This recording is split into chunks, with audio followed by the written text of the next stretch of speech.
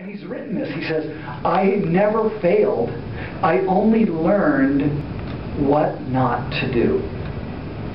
So for all of you, I want you to take the word failure and completely erase it from your personal vocabulary. There is no such thing as failure in your life. Because what I want you to do, I want you to think of failure in this way. I want you to move from what happens to what did you learn. So think about this. You go to a job interview, you put your heart and soul into that job interview, you put yourself on the line. How many of you actually feel a little vulnerable in a job interview or job search process, right? Yeah, we all do, right? It's like, I'm putting myself, they're going to ask me questions, all this stuff. And you put your heart and soul into it, and you don't get the job. And you beat yourself up. Oh, if I only said this better, if I only changed this word on my resume, maybe stop that. Instead, look, what did I learn from this experience that I can do better next time? So erase the word failure from your vocabulary. And what happens is that you use the power of curiosity. You go into this process of learning so that there's no more failure in your life. Now, some of you might think, okay, let's go back to the roles that a woman plays. Wife, mother, breadwinner, cook, caregiver. And let's say that you look at your children and you're just not really thrilled about the decisions that they are making. What is your tendency as a mother when you look at that? To pray. Okay, I heard that. Yeah, what did I do wrong? But I have to tell you, you're all great mothers. There is not one woman in this room that is not a great mother doing their best given the circumstances that you find yourself in. And sure, you may make some mistakes with your children, but the worst thing that you can do is say, oh, I'm a failure as a mother because your children are making dumb decisions.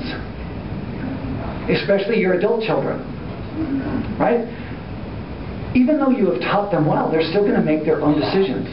And so you may think that you have failed as a mother, and that's why you don't like Mother's Day. Am I close? The same thing happens on Father's Day, by the way, but right? Am I close? That a lot of us will look at our children and look at their lack of success and make it our lack of success. We may have a friend, a colleague, a husband, or whatever, and we look at them and say, oh, because I'm going to look at their lack of success as my lack of success, therefore I'm a failure. That has to stop. Because you're not a failure. As long as you look at it and say, what have I learned from this that I can do better next time? So the benefits of redefining failure to mean success is this: it reduces your fear of failure. It is truly constructive. So we all heard about constructive criticism. It's a bunch of baloney.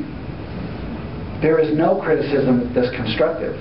However, this becomes truly constructive because you're going to ask yourself, hey, what did I learn from that? And what it allows you to do is it allows you to look at that situation from arm's length.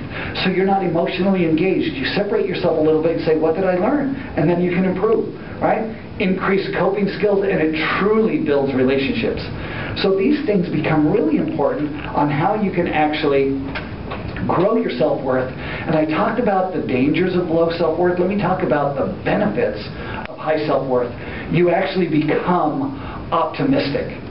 You believe, when you have a high self-worth, you actually believe that your actions make a difference. And that the future will be good. And that your actions do shape your destiny. People that have low self-worth have a hard time feeling that. You learn to like and love yourself. This becomes really important. Self-love is a very powerful tool, and it does not mean you're arrogant. It does not mean you're prideful. It means that you accept and appreciate who you are for what you are, that you are inherently worthy. You behave with a sense of purpose. You forgive easier. A lot of times our lack of forgiveness is more about how we feel about ourselves and not necessarily what has happened. So people with high self-worth actually forgive easier because it does not diminish who they are.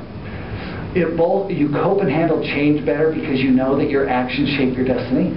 It increases your self-esteem, and that's really what this has been about. It improves your self-confidence because you believe, you think better about yourself, you believe that you can do it, and then you do it. And your self-confidence grows up, and you're able to do more things that you didn't think you could. I love this phrase when I hear women say this. I can do hard things. We should all say that. And believe it so that you really can do hard things.